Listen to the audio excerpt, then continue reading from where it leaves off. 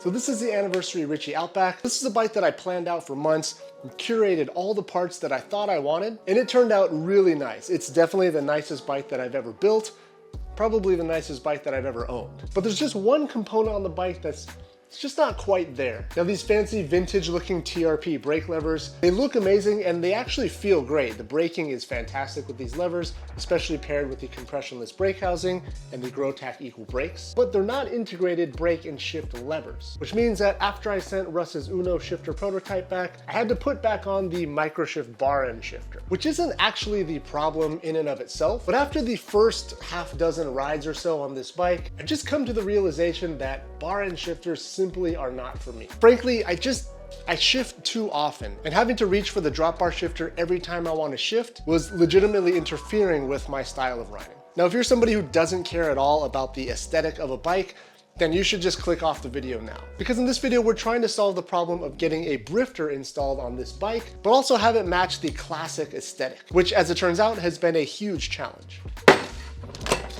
Okay, so obviously with this bike, we've gone all in on the classic sort of silver and tan kind of motif. And I've also kind of committed to Shimano for shifting and did the full Garbaruk extended cage and pulley and cassette combo so that I can get that really wide range with the GRX derailleur. Now, if you look around for just a minute, pretty much all of the Shimano Brifters are black. And I definitely didn't want to pay over $1,000 to get that limited edition GRX group set. So what I was looking for was a mechanical brake 11-speed Brifter with the aesthetic that matches this bike. And turns out that was pretty hard to find. But I did come across these. So these are the Shimano R7000 series, I believe. And at that time, a lot of the Shimano Brifters were still using a silver lever, which is perfect, exactly what I wanted. But the hoods and the rest of the hardware were black. And so I really loved the silver lever, and mechanically it would work perfectly with this bike. I just didn't like the all black hoods. And so after scouring the internet, I managed to track down a couple of options. So I found these hoods on Temu of all places, and these are gray and they look pretty good. Now I think these would look really good on the bike if I went with like an Ultra Dynamico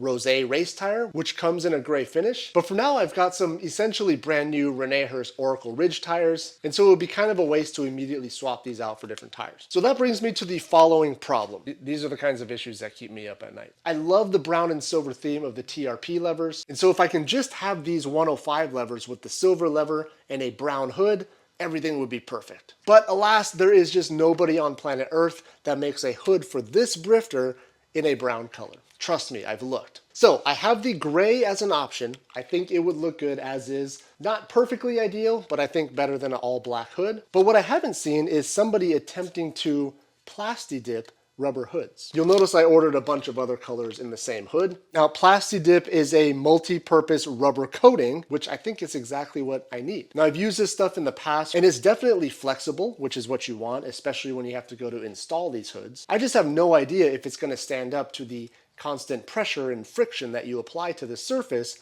as you ride your bike. And so my plan here is to just try and Plastidip these hoods and honestly just see what happens. So I cleaned the hoods with just water and dish detergent. I was afraid to use isopropyl alcohol on the rubber just in case it reacted somehow. And what I have here is a spray version of Plastidip. And this sort of camo tan color is the closest thing that I could find to matching the bike. I'm doing the black and the lavender because they actually have a slightly different feel to them. So I'm wondering if the spray will adhere better to one than the other. So we'll just do a very thin base coat, just to try and get some good adhesion. All right, so we're just gonna let that base coat dry, and then probably, I think, just keep adding coats until the can is done. I think with this stuff, the more coats you can get on there, the better, but we'll just have to see.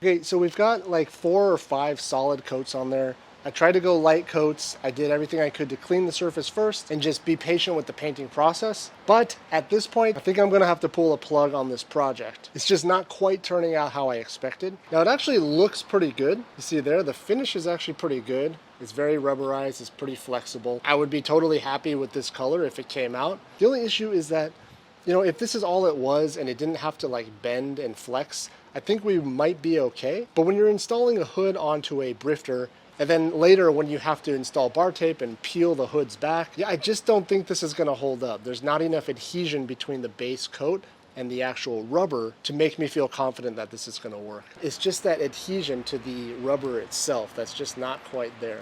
The thing that's actually cool about this Plastidip stuff is that you're supposed to be able to like paint, you know, whatever parts, car parts, bike parts you want. And then if you want to go back to the original color, you can just peel it off.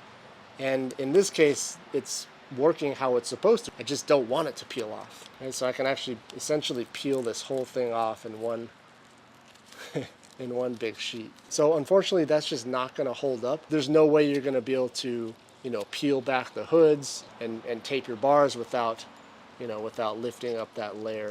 Even just doing that, I kind of started to lift up this layer here. You can see.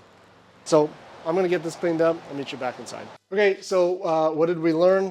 Plastidip on rubber hoods. I don't think it's going to work. Now, there's probably some of you already typing out, you know, I could have told you that. Of course, that's not going to work. I definitely searched high and low for whether or not this would work, and I couldn't find much.